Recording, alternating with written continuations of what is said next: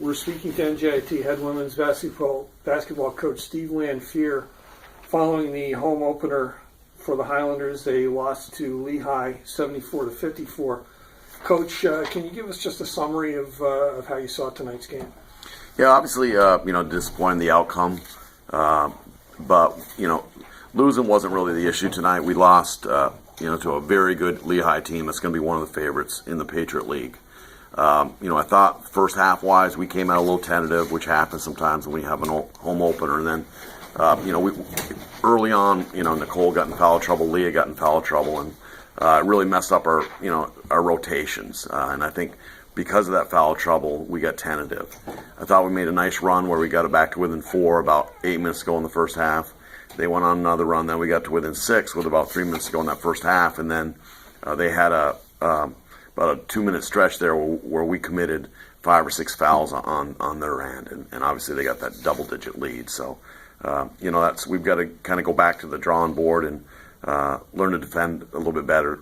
But I think hats off to Lehigh. They returned their top 8 players, and they're very experienced, and we just had trouble dealing with their experience tonight. Now, you talked about the foul trouble involving inside players, and they had 2 girls with double-doubles. Martins had 19 points and 14 rebounds, and Kinnick had 16 points and 11 rebounds. Does that sort of play?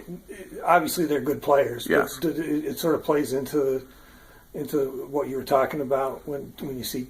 Yeah, and they're going to have that kind of trouble against good players. Yeah, no question, Tim, and they're going to get points, but we were hoping to limit them to 10, 12. But they combined for 10 free throws, and they're a very good free throw shooting team. And I thought Leah did a really good job on Kinnick early.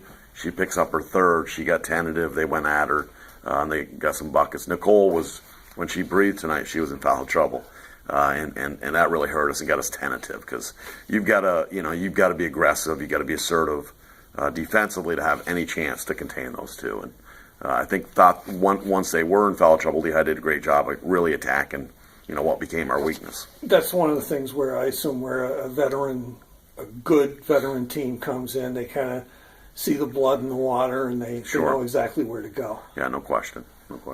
In terms of the NJIT team, Alana Dudley, who's a sophomore, had 12 points and 3 assists, and she seems to have picked up her game this season in general, but tonight she was the leading scorer for the Highlanders. Can you talk about her a little bit? Yeah, she's obviously been pleased, especially the last 2 games.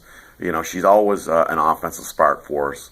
She's shooting the ball with a lot of confidence, but I thought she's really lengthened her game in terms of she's understanding it. She's not just a 3-point shooter. She's really using when they rush out to her.